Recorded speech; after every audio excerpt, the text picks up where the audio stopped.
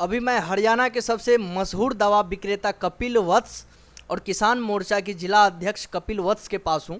मैं उनसे पहलवान जो धरने पे, हरियाणा के पहलवान जो धरने पे कुछ दिनों से बैठे हुए हैं, साक्षी मलिक, बजरंग पूनिया, दिनेश फोगाट वगैरह जो भी बैठे हुए हैं, इनके बारे में पूछेंगे।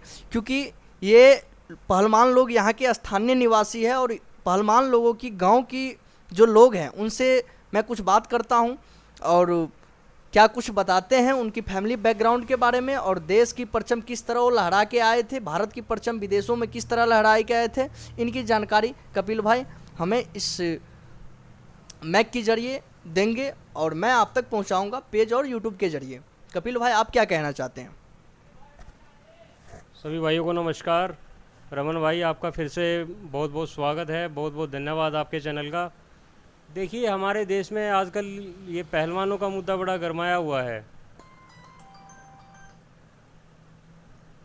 इसमें मैं आपको कहना चाहूँगा, देखो, अब ये विनेश फोगाट है, साक्षी मलिक है, बजरंग पुनिया है, ये हमारे हिंदुस्तान के लिए मतलब दूसरे देश में कितना एक बहुत बड़ी बात होती है। कोई भी आप ओलंपिक क्वालिफाई करके जाते हो और वहाँ पे अपने देश के लिए आप थर्ड, सेकंड, फर्स्ट पोजीशन लेके आते हो, तो वो अपने आप में एक बहुत बड़ी बात है। ये हमारे हिंदुस्तान के लिए एक बहुत बड़ा मतलब उपलब्धि है। देखिए, अब कोई भी एक पहलवान है, वो पहलवान ऐसे ही नहीं बनता। उसके लिए उसको स्कूल लेवल से, फिर कॉलेज लेवल से, फिर डिस्ट्रिक्ट लेवल से, फिर स्टेट लेवल से, फिर नेशनल लेवल से, फिर एशिया लेवल से, फिर वर्ल्ड लेवल पे जाता है वो। तो कितनी मेहनत करते हैं वो लोग, कितनी मेहनत करते हैं। आप ये सोचिए कि आप अपने, आपके भी अपने बच्चे होंगे, आप उनको एक 10 से 12 साल की उम्र में आप उनको बाहर छोड़ सकते हो? देखो, मैं तो ये कहूँगा, ये उन माँ बाप के लिए भी बहुत एक गर्व की बात है ये। लेकिन हमारी देश की जो अभी सरकार है, वो अहंकार के घोड़े पे सवार है। उनको सिर्फ सिर्फ सिर्फ राजनीति के अलावा कुछ नहीं दिखाई दे रहा है।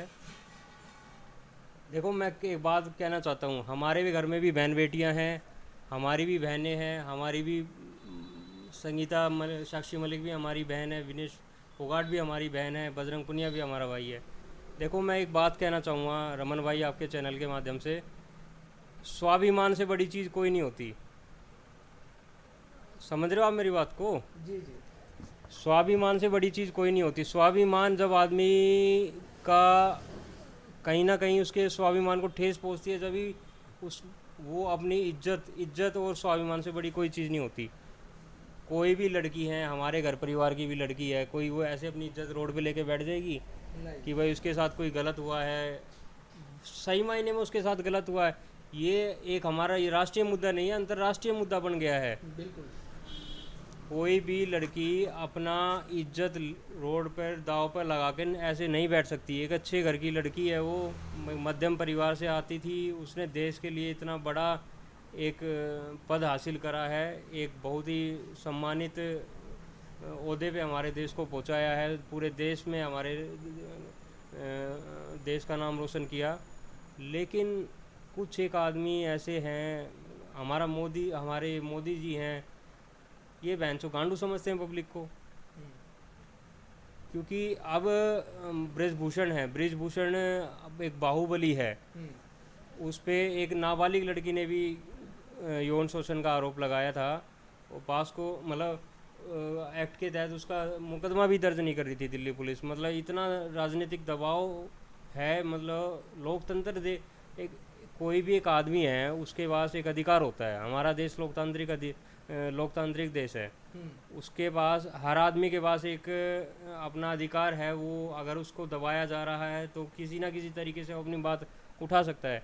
मैं समझता हूँ कि पहलवानों ने कोई गलत काम नहीं किया था, लेकिन राजनीतिक दबाव इतना हो गया है, ये जो इतना मतलब अहंकार के घोड़े पे इतना सवार हो रहे हैं, इनको ये समझ नहीं आ रहा कि क्या गलत है क्या सही। आपने पीछे सुना होगा, उन्नाव कांड भी हुआ था, हाथरस कांड हुआ था, या उस लड़की को रातों रात तेल छिड़क के जलवा दिया जाता है। क्या वो किसी की बेटी नहीं थी? क्या किसी की बहन नहीं थी?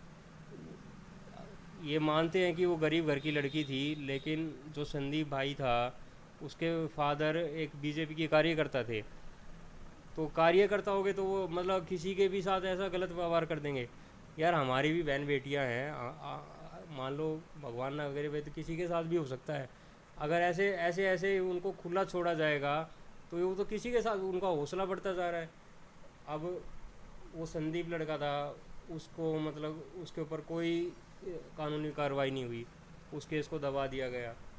अगर अपोजिशन आवाज़ उठाती है तो ये लव जिहाद का मुद्दा बना देते हैं, हिंदू मुस्लिम का मुद्दा बना देते हैं। मैं समझता हूँ कि हमारा देश बहुत गलत दिशा में जा रहा है। ये आने वाले समय में बहुत बहुत बहुत भारी नुकसान है। कोई भी माँ बाप अपने भाई अपनी बेटियों को अपने बेटों को खेल में नहीं भेजेगा। अब उनको क्या ज़रूरत थी, उनके पास तो सब कुछ हो गया था, उन्होंने तो सब कुछ हासिल कर लिया था, उनको क्या ज़रूरत थी, उनके पास नौकरी है, पैसा आ गया, सब कुछ है, नाम हो गया।